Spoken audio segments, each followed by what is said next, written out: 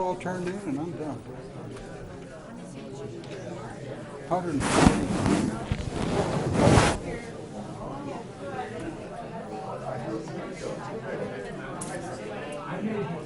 That's enough. Be nice to get 10 more if you can.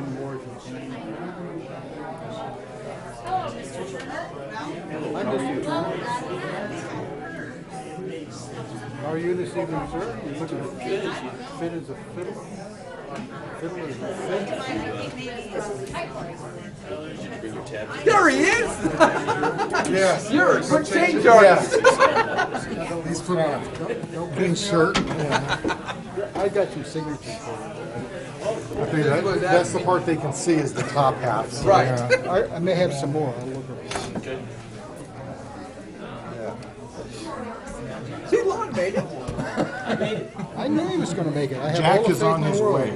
Jack is on his way. Jack is on his way. All right. So I think And Lon's here. Good. He called me up and abused me earlier today. okay. All right. We like everybody being here. Yeah.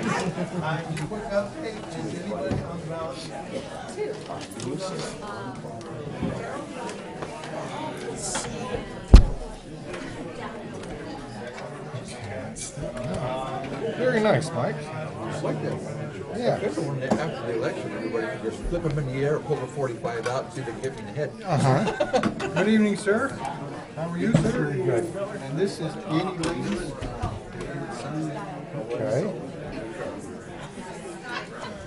Matter of fact, I may do that. Come and see.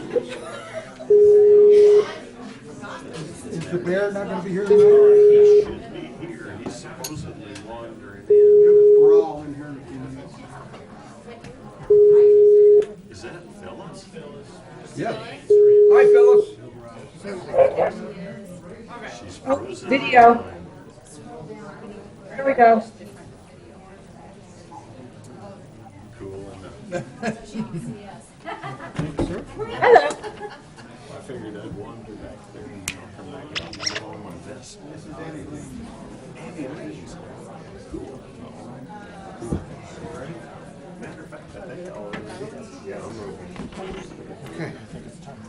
We got a minute. Wait for you. Oh. Yeah, we need to go back. Yes. Fun, free games for kids and things like that. And so I said, well, hey, someone's right up the equine.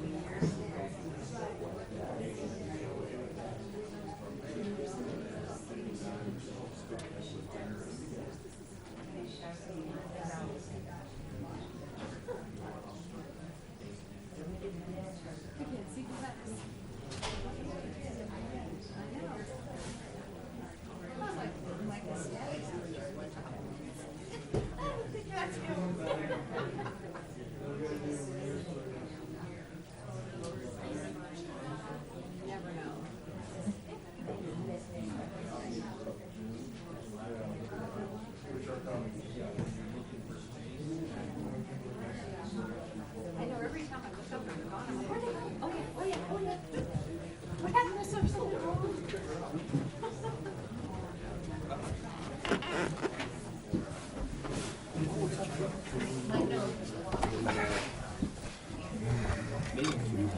For the preparations. So Yeah, okay. in case we ended up with 2 trailers? twice as many. I hope so. Yeah.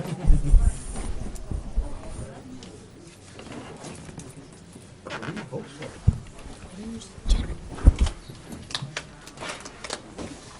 This is Annie Lane's. Oh, good. There's my sign code update. Good Lord. I recognize that guy. So do the wanted posters. Okay, my Poppy Days proclamation. All right.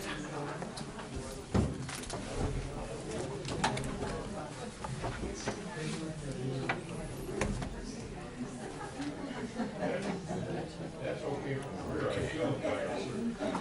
All right. You guys ready? Ready? I guess so. Okay.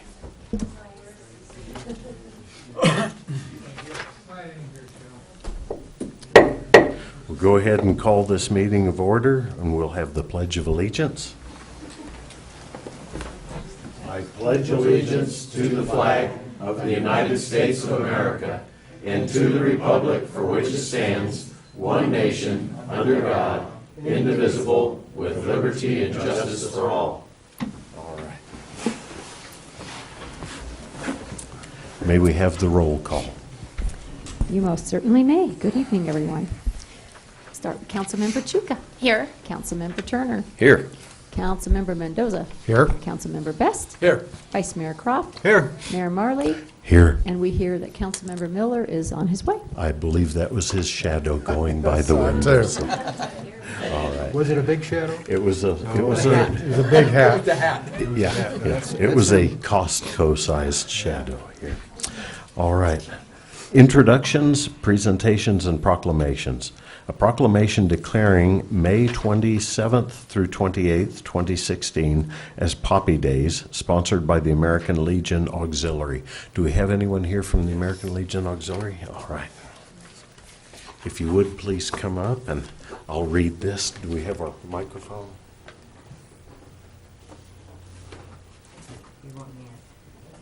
Right up here. All right.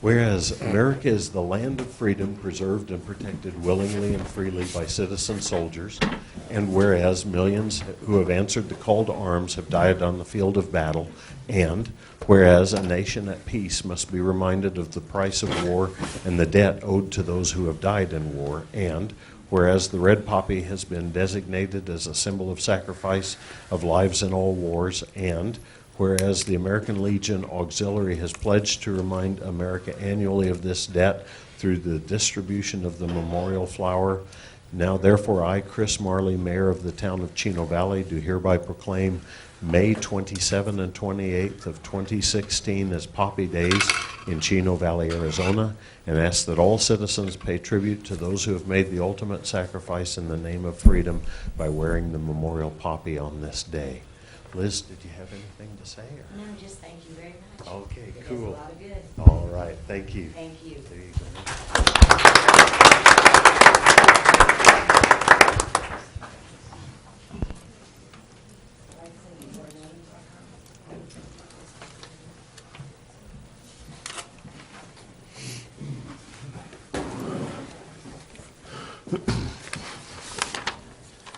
Next, we have a presentation by the Yavapai County Assessor, Pam Pearsall, about the Property Tax Assistance Program offered by Yavapai County. Thank you so much for the opportunity to speak to you tonight. We have some programs that can save certain people money, and we're discovering that a lot of people are not aware of these programs. So I thank you for the opportunity to come and tell you what's available to some of your constituents. The first property tax program is for widows, widowers, or disabled people, and it's called an exemption. And the requirements to qualify for it, well, if it's a widower's, then your spouse has to have died. And you have to have been a resident of Arizona when your spouse died. So if you live in California or Florida, your spouse dies and you move to Arizona, you don't qualify. So you have to be a resident here. You can be in Florida on vacation and have a spouse die, but you have to own property here. It's a really good program for people that qualify because it's a $200 to $300 credit applied to their property taxes. So if their property taxes are less than $300 and their credit's $300, they actually take the balance and they apply it to their car tax. So somebody that's a very humble means that every dollar counts, this is a wonderful program. And it's amazing how many times people come in and they qualify this year and they say, would have I qualified for last year or the year before? And they absolutely would have. They just didn't know. And because the assessor's not allowed to go out and demand information from people, they just don't get it. Also, there's the same exemption for people that are disabled. So that doesn't have an age requirement. You go to the doctor, you fill out some paperwork, and we have some forms for you. And the doctor says that you are permanently and completely disabled. So people come to us and say, well, I'm only 50% disabled or 85% disabled.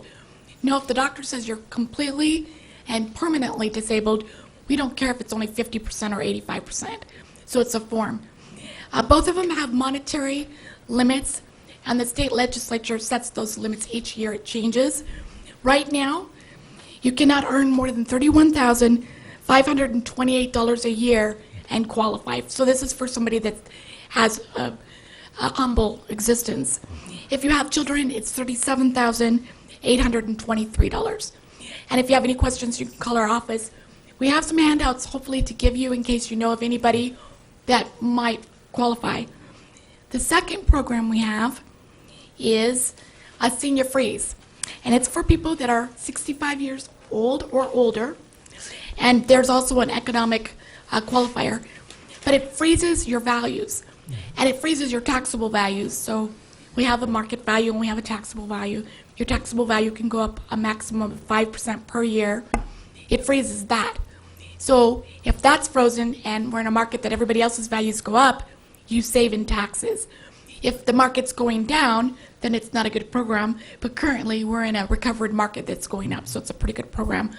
They freeze it for 3 years, and then if nothing changes, they can continue to freeze it forever. Just every 3 years, we send a letter that says, is everything the same?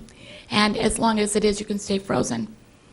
Now, a really good thing that a lot of people don't realize, too, is you can actually qualify for both. If you're a senior citizen and you qualify for the freeze, and you're also disabled or a widower, you can get the tax credit and you can get the senior freeze. So I was at the home show talking to a lot of citizens, and people had qualified for one and never even thought to apply for the other one. So we wanted to get that information out too. Sorry. If you already qualify for one, it's a very good chance that you'll qualify for the other one. The state legislature sets a monetary maximum for this, and it doesn't match the other one. We're trying to talk them into simplifying things and making it the same money.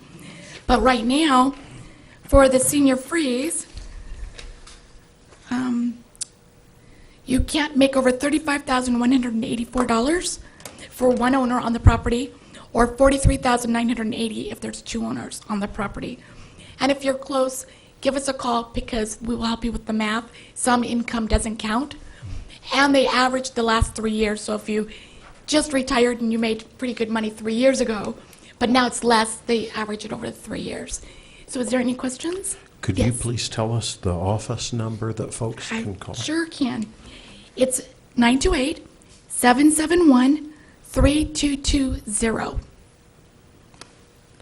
And then we have some things that kind of summarize things for you that we'd like to leave behind. Excellent. So thank you so much for the opportunity to talk. Any more questions?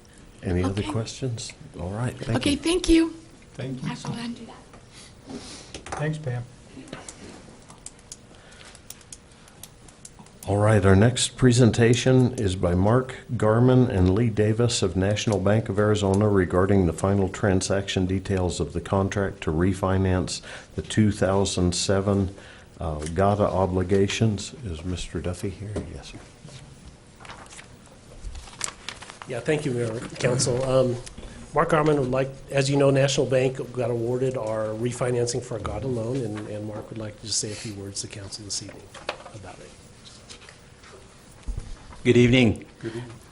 I just wanted to thank the mayor, the town council, on behalf of National Bank of Arizona. We are proud to be the supporters of the community and the hometown bank of Chino Valley. And part of our whole thing is customer service and how we can work with the consumers and the business of our community and here in Chino Valley. I want to also say that this whole program that we just worked on and put together for this saving the town of Chino Valley about $360,000 over the course of 10 years. So it's a remarkable reward, and I'm very proud to represent National Bank of Arizona and to be here to extend that offer and do the things that we need to do for you. So I just wanted to say thank you on behalf of the bank and the community, and that's really all I have to say. So, All right. yeah. Thank you. Yeah. Thank you, Mark.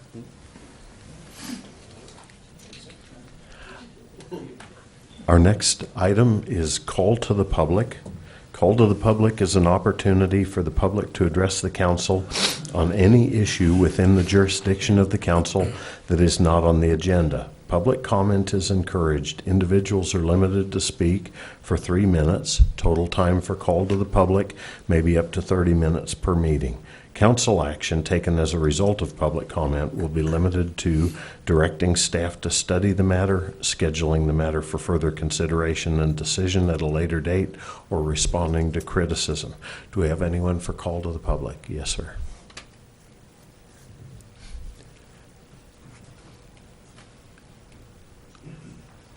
You look a lot like the former vice mayor. Are you any relation to him? He talks more than the current vice mayor. I don't have a tie, that's why I didn't run again, like the current one. Mayor Marley, council, and Mr. Town Manager, my name is Ron Romley. I'm the chairman of the board of Yavapai Regional Transit, and I want to personally thank all of you for the donation that the town provided to YRT to help us bring the children from Paulden into the Chino Valley swimming pool. Last year, we transported kids to the pool from Paulden, and it was very disappointing from a transportation point of view. We didn't think that we were going to do it again. The cost just didn't justify the effort. Last month, David Jamie of your staff contacted me and asked what YRT was going to do. And talking with my board, making some trip modifications, along with adding an additional bus stop, we felt that we could possibly double the amount of passengers going to the pool. Last year, we transported over 200 kids to the pool. We decided that it was worth a second try. Your donation helped us make our final decision. I will come back in September and report to you after we finish the seasonal run and give you a report as to how we did. Councilman Mike Best is one of our longtime volunteer drivers, and he and others will be working the Paulden to Chino Valley Pool Run.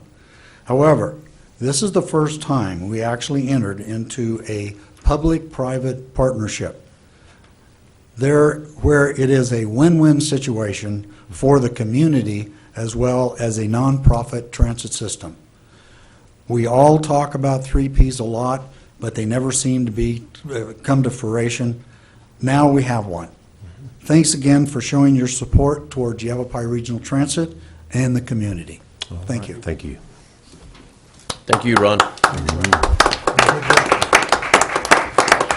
And if anyone needs a picture of one of the bus drivers, there's a little button thing with a picture of him. So, all right. Others for call to the public. Yes, sir.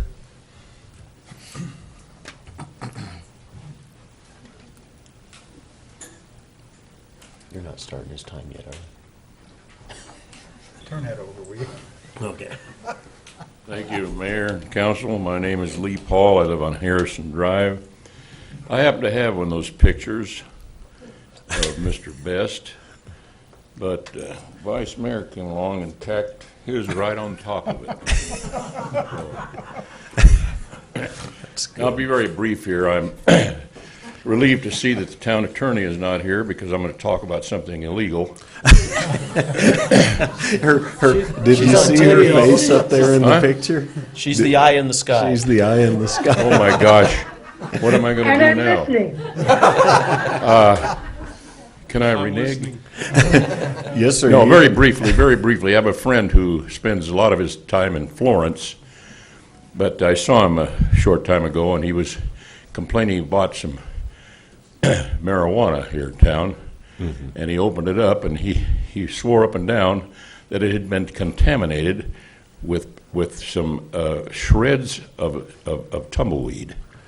And so I was just concerned. I asked the county the town, if they had some kind of a quality control over the marijuana, so that my friend would get pure stuff when he bought it. And so I just wanted to bring that to the council's attention. and hope something hope that's looked into. We don't we'll want to look sell into anything that's under, undergrade. Undergrade. Top stuff. Thank you. Thank you, sir. I'll ask our town manager to look into that here. We don't want anybody buying low-grade green tobacco. Any others for call to the public? All right. Call to the public is now closed. Response to the public. Response to the public is an opportunity for the mayor to inform the public about how town officials addressed matters raised during call to the public at a previous meeting. Our only comment that we had at our last meeting, where one of our citizens gave comments in support of the council's decision regarding public prayer. I wanted to let our audience know the mayor and council are bound by oath to protect the Constitution. When we were sworn into office, that was a part of our oath. And when our town attorney informed us that our practice our invocation practice violated the Establishment Clause of the First Amendment, we as a council and as individuals had a choice. We could either change the practice, or we could violate our oath of office, or we could leave our office. In changing the location of our invocation, we've accomplished three things. We have maintained the constitutional rights of the elected officials. Under the Free Exercise Clause of the First Amendment, we are allowed to worship according to the dictates of our conscience. Secondly, we maintained the constitutional rights of our public. We have not violated the Establishment Clause of the First Amendment. And thirdly, and probably I feel most importantly, we've preserved the sanctity of the invocation. And so that answers our response to the public. Current event summaries and reports. This item is for information only. The mayor, any council member, or town manager may present a brief summary or report of current events, or ask a staff member to provide the same. Presentation on information requested by mayor and council will be made and questions answered. No action will be taken. Do we have any status reports or committee reports on this side? No, thank you. None? Okay. Any on this side? Our 4th of July stuff is going onwards? Okay. We had our second committee meeting for our 4th of July festivities today, and we're gearing up to have the best one yet. I want to ask all the folks here to come out and support it. Bring your families, enjoy the day. There will be everything from sack races and watermelon eating contests to music and just a really good day with fireworks at about 9 o'clock. So it's at the community center, Perkinsville Road and 1 East. So come out and enjoy. All right. Yes, sir. Mr. Best. We have a safety meeting next Tuesday, and we are discussing the dog ordinance. And anyone who is interested and would like to participate, they are invited. It will be in this room at 4 p.m. Safety meeting. Thank you. Returning just briefly to the 4th of July preparations from the Recreation Committee, since I won't be available for the dunk tank this 4th of July, I'll be doing a wedding. Perhaps you could get the vice mayor for the dunk tank there. Just a thought. We were hoping to have you both. Perhaps you could, I don't know. All right. We could do the If there's wedding any place right I there can at the dunk hide, I won't tank. be- Okay. All right. Thank you. Okay. Oh, continuing onwards, no other committee reports? Okay, I had just a quick report. I've been questioned by some of the members of the community regarding the sign code update. I wanted to let you know this is the email that's been sent out to all of our business license holders within the town limits. It says, "Dear business owner, the Town of Chino Valley Development Services Department is embarking upon a sign code amendment. This means that changes to the way signs are regulated will be coming your way. You're receiving this email because we wanted to give you the opportunity to be part of making these changes. As the process continues, there will be several opportunities to give your input to the Development Services Department for consideration in the upcoming amendment. A sign code committee will be created from business owners, citizens, and other interested parties, and the meetings will be held on a regular basis to discuss proposed changes to the sign code. You can follow this link to subscribe for emails through Notify Me on the Town of Chino Valley website regarding changes to the sign code. You can express your interest in the committee by emailing James Gardner, planner at jgardnerchinoaz.net with the word sign code committee in the subject line, or you can call 928-636-4427. You can also submit comments regarding your ideas for the sign code update to this email address as well.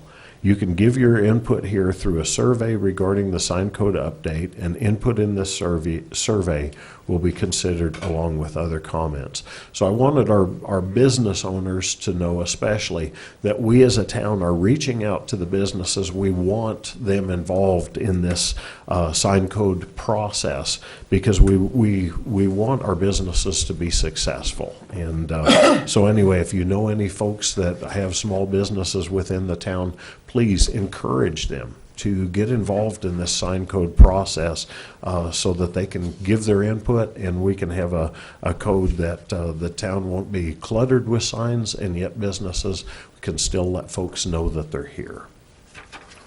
Mayor, Yes, sir. do you have the date of the next meeting by chance that you could give out? It didn't have a date there.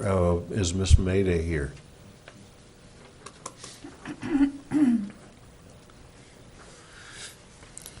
Yes, the committee will be meeting on the 1st at 10:30 at the Development Services Building, and we will be holding a special meeting to consider the language changes on June 15th, so that everybody has adequate time to submit any changes that they want, take a look at what the changes that we proposed, and give people more time to contribute. Okay, thank you. Okay, so that's the 1st of June and the 15th of June. Correct. Correct. Okay, thank Mayor, you. I have one more question. Yes, ma'am. I guess I just wanted a clarification. Is this sign gonna, the sign code meeting is also going to address garage sale signs, or is this specifically for, because I'm a little confused. I was contacted by a citizen Sure. that had a strong input about garage sale signs. So does this only address business signs, or is this also addressing All signs. yard sale, garage sale? Right. Okay. All right. signage. Okay. Be there, 1st of June, Development Services. Okay, thank you. All right. Town Manager, did you have anything, Mr. Smith? Mayor, just to follow up on the sign code update, the town of Chino Valley has placed a post on our Facebook page that contains some video and some interesting information as well. Okay, excellent.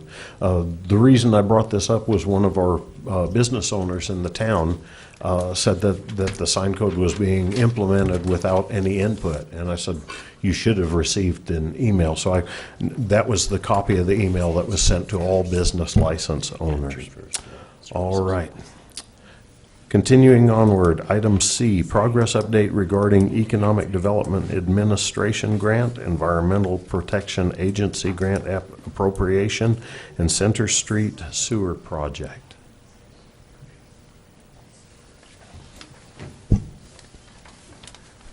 Good evening, Mayor and Council.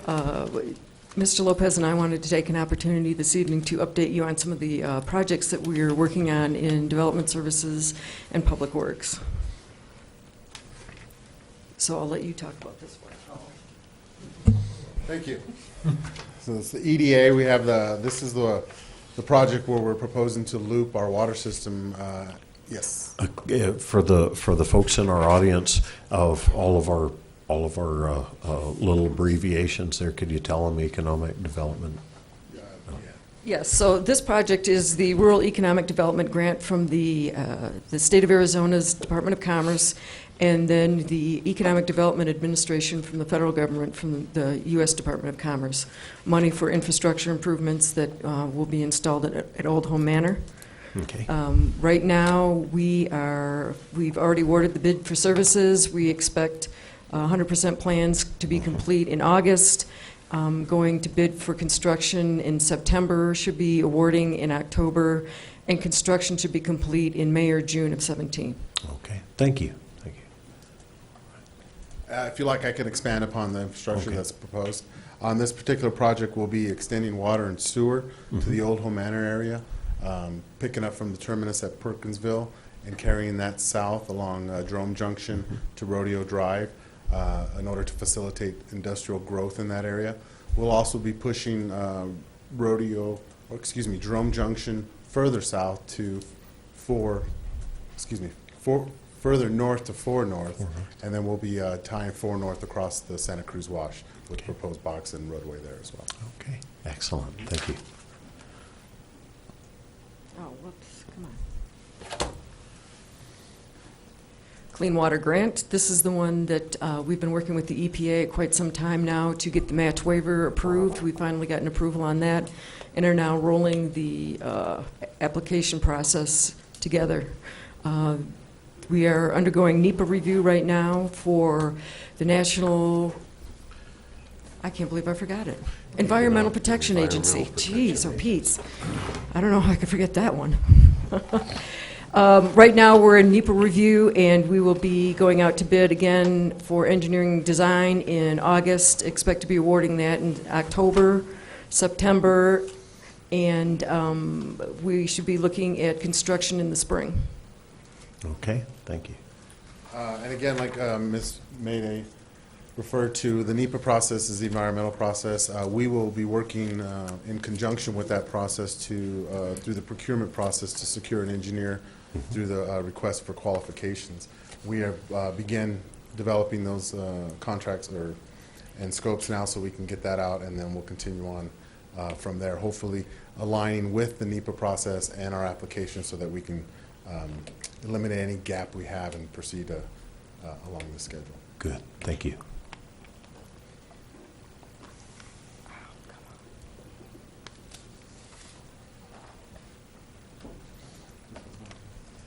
Center Street Sewer Extension. As you know, we have a WIFA loan from our financing, a refinancing of some debt, which allowed us to design Center Street with that monies. We are at 30% level now. We're reviewing right-of-way and lateral connections for properties and future build-out. Once that process is completed, we'll go straight into 90%. Given the fact that there isn't a lot of infrastructure in the way, we can streamline that 60% and just go straight from 30 to 90. So we're planning on final plans in July of 26th to 16th, and then go from there into ADQ review. Once we get ADQ review, we'll take that out to bid in September, hopefully securing a contract or an engineer by October. Okay. And then we'll start the construction by the end of the year. Or, excuse me, by October, and then completed by the end of the year. Should be pretty straightforward then. Agribusiness overlay is the next one that we've been working on. The development services staff has been doing a lot of research. I talked to several municipalities that have attempted this or have done this in other states.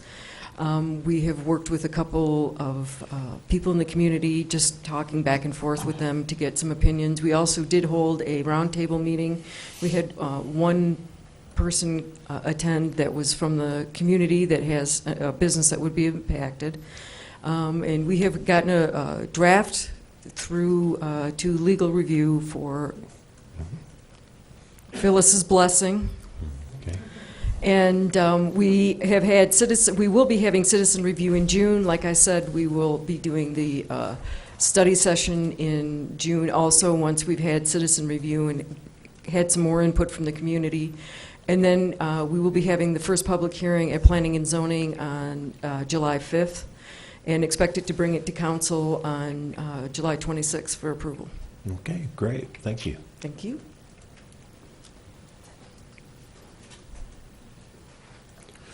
Were there any questions from council? Yes. Yes, sir. Please.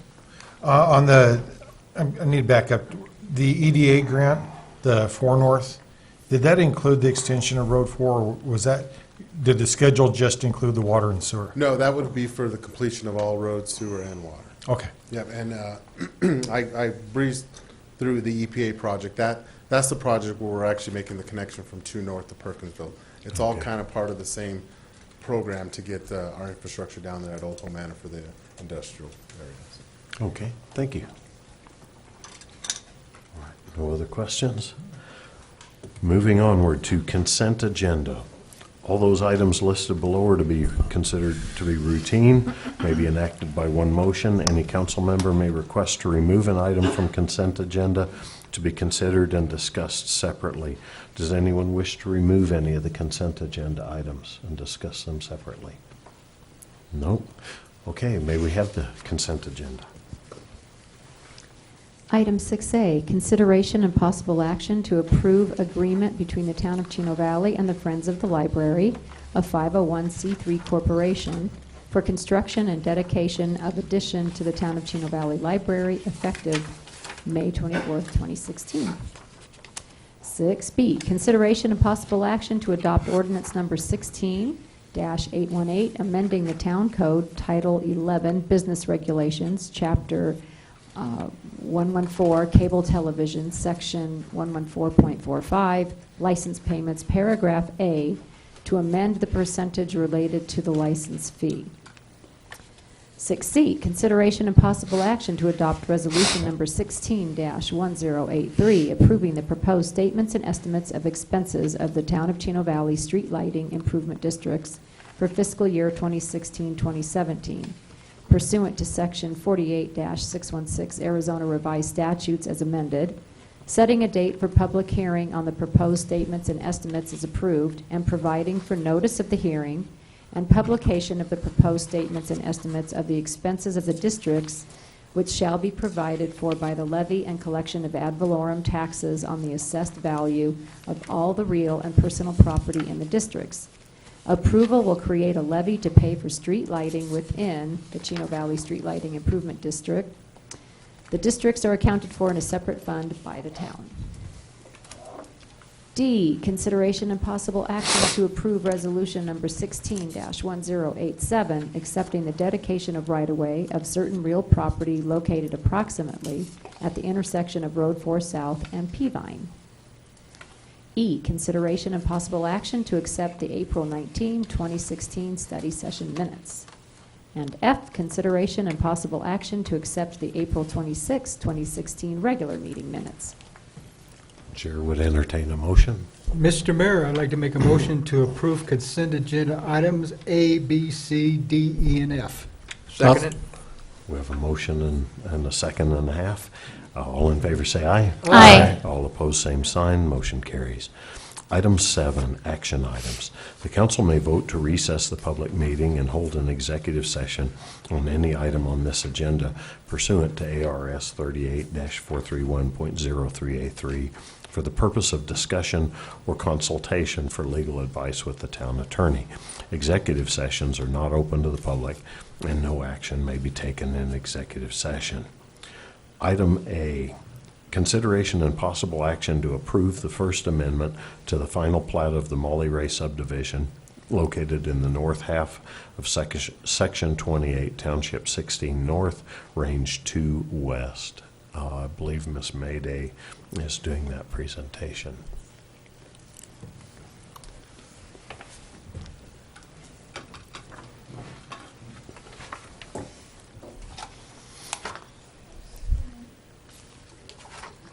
There we go. Good evening, Mayor and Council. Before you, you have proposed amendments to the plat for the Molly Ray subdivision. For those who are not familiar where this particular subdivision is located, it is south of Center Street, north of 1 South, and east of Fire Sky Lane. The council originally approved this plat in 2008. To date, we have 4 houses complete in there, and we have 6 right now under construction, various phases, from just digging to actually finishing up. So the notes on the plat are what we'll be talking about amending this evening. You have the language before you. Just in summary, 2 things have changed, and there's 0 correlation between the 2. Just that the fire marshal has reviewed the requirements and has decided that there is no reason to require sprinklers anymore for these homes, so that needs to be stricken from the plat. And similarly, sewer connections were mandated without regard to whether or not a septic system had already been constructed and connected to a home in this subdivision or not. So given the amendments to the town code that town council considered and approved in March, the language on this plat, it directly conflicts and needs to be remedied. So this is the language you have in front of you is the language that it makes the corrections to the plat. And this is just the face page of the plat. I'd be happy to answer any questions. Any questions on this side? Any questions on this side? We appreciate the patience of the owners out at Molly Ray that are doing this development as we attempt to get the sewer lines there, but we don't want you to hold your breath till we get them there. So, all right. If there's no other questions, the chair would entertain a motion. Mr. Mayor, motion to approve the First Amendment of the final plat of the Molly Ray subdivision. That's it. Okay, we have a motion and a second. All in favor say aye. Aye. All opposed, same sign. I am moving this meeting along almost as fast as Councilman Miller did here a few minutes ago. They just covered everything. I wanted to note that. Next item is item B. Consideration and possible action to approve resolution number 16-1082, approving a tentative budget for the fiscal year 2016-2017 and proposed expenditure limitation for the same year in the amount of $21 million, not enough zeros there, $21,738,500, and setting a public hearing date of June 28th, 2016 on the adoption of the final budget. Mr. Duffy. Thank you, Mr. Mayor. Unfortunately, this may slow the meeting down a little bit. I'm sorry. Actually, this evening, we adopt the tentative budget for the town of Chino Valley for fiscal year 2016-2017. As you know, in your packet, you'll have Resolution 16-1082, and we're adopting a tentative budget for $21,738,500.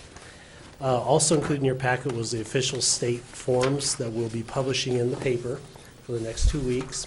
You can find the entire budget on the website at chinoaz.net. We'll also have a copy at the City Town Hall and one at the library for review. And if you email me, I'll be happy to email you a copy, so however that works.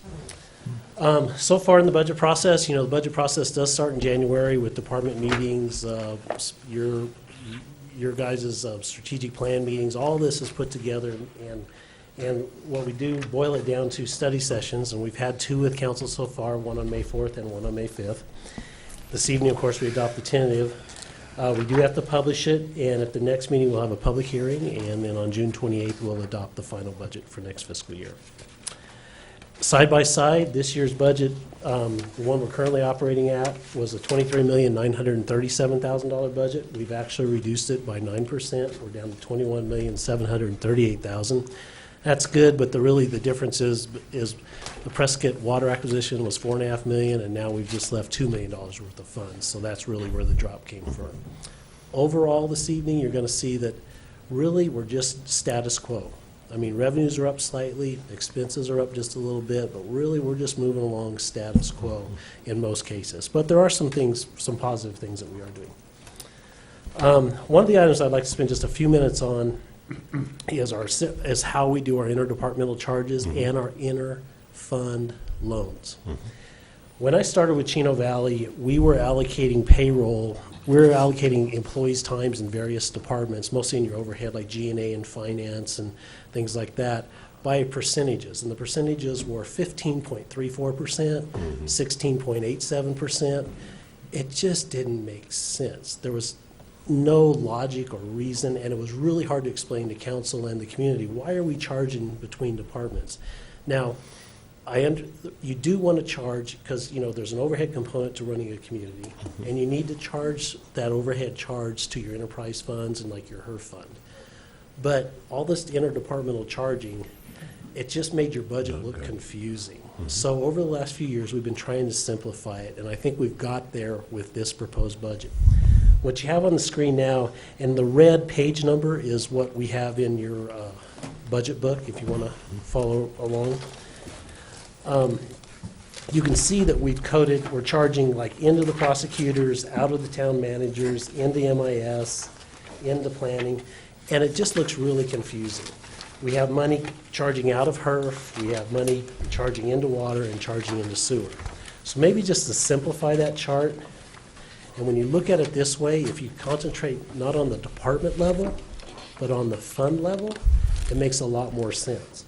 So really what we're doing is we're charging out $186,000 to the general fund. We're charging out $89,000 out of the HERF fund. This was last budget year. And we're adding $92,000 to the water and $183,000 to the sewer. So we're just moving money between funds. And that's how I think we ought to look at it primarily. So to simplify it even further, what we're proposing this year, this chart looks a little busy, but we've made like 3 changes. One, we had a lot of overhead in the HERF fund. A lot of the public works admin was being coded, their employees are being coded in the HERF fund. So what we're proposing is taking that out of the HERF, $300,000 worth of cost, moving it up to the general fund and putting it in public works engineering.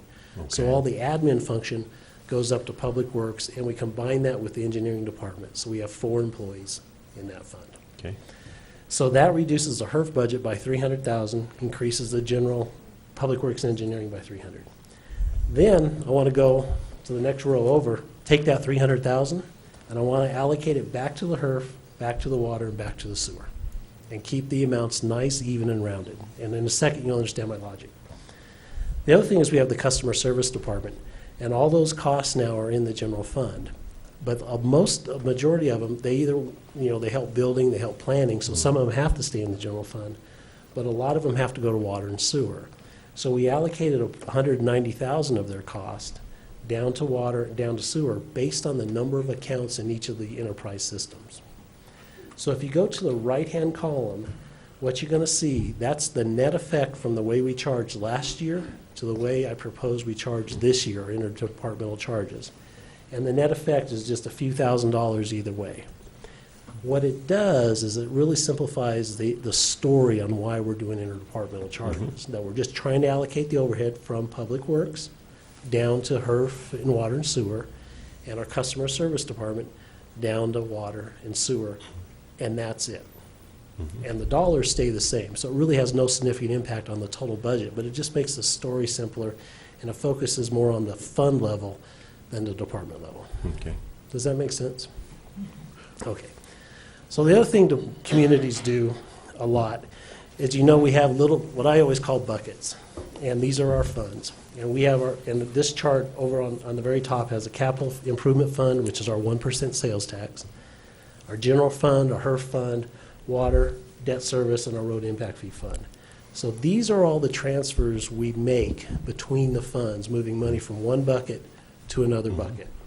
So the big one, and I'll just start at the top, we're moving $75,000 from the general fund to the HERF fund to help supplement the road materials budget. This budget year, it was $50,000. Next budget year, on what we're adopting tonight, it's $75,000, and we're hoping that we can continue to do that. Then on the capital improvement fund, that fund is where most of the transfers come from. We take $100,000 from the capital improvement, so we move it over to the general fund to help support the police department. We take $150,000 out of the capital improvement fund to the general fund for the aquatic center. And then we take $75,000 and move it all the way over to the water fund to help supplement the water's net loss that we have to deal with every year. And then the big one from the capital improvement fund is we transfer over to debt service, and that makes our general obligation debt, or I don't want to say general, our general government debt payments that we have to make. And then the only one coming back into the general fund is we have $553,000 worth of road impact fees remaining. We're planning on spending them all this year if we can complete the projects slated for those. So we're just going to move that money over into capital improvements because we use the capital improvement fund to do any general government capital projects over $50,000. So we just keep all the capital projects in one area. So does that make sense? Okay, so you have interfund transfers, which allocates overhead, and interfund loans where we just move money back and forth to accomplish whatever. Okay. So just real quick, I'll brief through the major funds. And what I've done on each chart is I have this year's budget, where we thought where we're planning on being at the end of this year, and the budget for 16-17. So last year, we budgeted $8 million in revenues in the general fund, about $8,051,000 in expenses. We knew we were going to spend $50,000 more we're bringing in. Well, it turns out we brought in $8,117,000. We've only spent about $7,005,000. We're going to have $623,000 left over, give or take. This is just an estimate. We would like to use $200,000 in next year's budget use the carryover, and basically we're putting $423,000 into our savings account or into our reserves. Good. So this is the result of council's direction from always asking us to conservatively estimate revenues and conservatively estimate expenses. And this is very healthy for a community to be. This has allowed us to exceed our required reserve requirements. So you guys need to be committed for just the leadership and direction you've given staff. The HERF fund is not doing as well.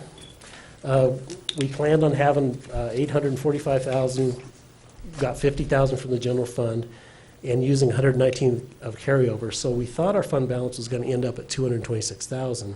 Well, it turns out we're not spending the money as fast as we thought we were going to. We brought in a little more revenue, so we're going to have about $384,000 at the end of this fiscal year. So that's a plus. And we're planning on using $35,000 of it next year. Now, I've got a big asterisk with the thing. We just found out yesterday that we have a special one-time HERF distribution of $34,000.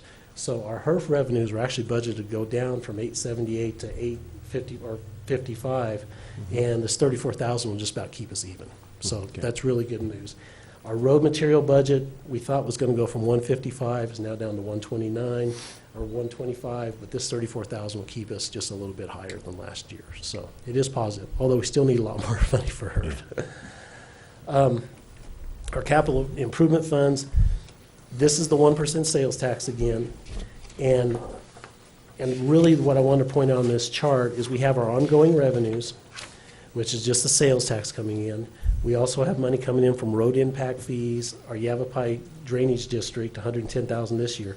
But we also put $2 million in there just as our buffer, just in case we have an emergency and, like, let's say we get FEMA grant funds, or let's say we get a great grant for another $2 million, whatever. This allows us, we budget for the money, can't spend it until we get it, but if we get a one-time big shot in the arm for whatever reason, we can spend the money in the next fiscal year. The expenses, again, you can see the $2 million coming out. It's just a plug figure. We have a few departmental expenses like the tower project and things like that this year. Our road impact fee projects, drainage district projects, and our grant matching funds come out of here for our EDA grant and what Ruth needs for that. And then, of course, our transfers out, which we talked about a few minutes ago. So all in all, we thought we would be over, we'd have an excess of about $148,000. Turns out we're only going to have about $20,000, but our fund balance is going to go from $544 to $609. It's a little bit higher because last year we had more carryover than we thought. So we're doing good. We're not projecting to spend every dollar we're bringing in this year. We're hoping to have an excess of about $114,000. So our fund balance there, our reserve, should go up to $724,000. Again, in the general fund, we're building a cushion. Here, we're building a cushion. So we're definitely on the right path. The water system, last year we budgeted for a loss of about $92,000. Turns out we're going to actually have a profit of $51,000, and part of that is we didn't use our contingency of $35,000, and we didn't have as many repairs. So we've actually going to have a little bit of a profit. Although you roll that into next year, we're still operating at a loss just with our budget. So, but we're only using 75,000 from the capital improvement instead of 150. So we're showing some good improvement. Good. Although my projections don't see us breaking out of that 75 range for quite a while unless we add more accounts. Yep. So, and then you'll see the water acquisitions, like I mentioned, the 4.5 was for Prescott, and we've just left $2 million in there just in case to spend. The sewer enterprise fund, we budgeted a loss last year, and even with the capital that we're doing, and we're doing quite a bit this year, we're right on. We budgeted for about a $70,000 loss. We're going to be at basically a negative $78,000. Now, next year, we're putting in about $360,000 worth of additional capital to bring the plant up to our specs. Right. But after that, this fund will be comfortably in the black from this point forward. I mean, it looks, after the capital's paid for. Yeah. And about 300 and some thousand of this capital expenditure is coming from our WIFO repair and replacement fund. We've been putting cash away for the last 10 years. Now we're going to use it. And this is exactly why they want us to do that. Good. So we don't have to borrow money to make repairs on a 10-year-old plant. Yeah. So again, very smart, prudent financial planning. And of course, the Molly Ray Sewer project is sitting right there too. These are all the departments that really had no changes, no significant, a few percentage points back and forth, nothing major. I did have just a few that did. The town clerk's office is up 13% because she needs to run an election next year. The MIS department really had some capital things that they're looking at, a television automation project for this, some additional security enhancements, cameras, etc., and another virtual communications server in his progress of just keeping us up to date. Human resources, we started with our cloud-based payroll system last year that came out of our non-departmental. We're now moving it to human resources since they oversee those costs. And that's typically what we do when we do a new software enhancement. We do it non-departmental, and then the department that's responsible for it takes those costs the next year. And we've increased advertising by about 5,000 for police officers. Oh, I don't understand why is that signs that say slow down, cop up ahead? What is that? It's just not working as well. Advertisement, okay. The police department, just want to remind you that we've added a half-time position starting in January, which is going to turn into a full-time position next budget year. Recreation, we're adding a half-time position, trying to boost the amount of recreational opportunities we give the community over time, so it'll be a 1.5 positions there. And then, of course, the sewer system with the capital repairs.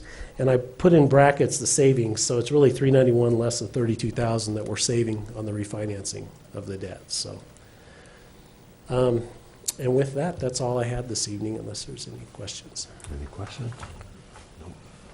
We've had lots of study sessions. So We that's have, good. sir. We have. All right. Well, thank you. Okay. The chair would entertain the motion. Mr. Mayor, motion to approve resolution number 16-1082, approving a tentative budget and proposed expenditure limitation for FY 2016-2017 in the amount of $21,738,500 and setting June 28, 2016 as the date for public hearing on adoption of the final budget for FY 2016-2017. I'll second it. We have a motion and a second. All in favor say aye. Aye. All opposed, same sign. Motion carries. We have no executive session items. Would anyone like to make the motion to adjourn? I'll make a motion, we adjourn, sir. Do we have a second? I'll second it. All in favor say aye. Aye. All opposed, same sign. 5-7. You did good.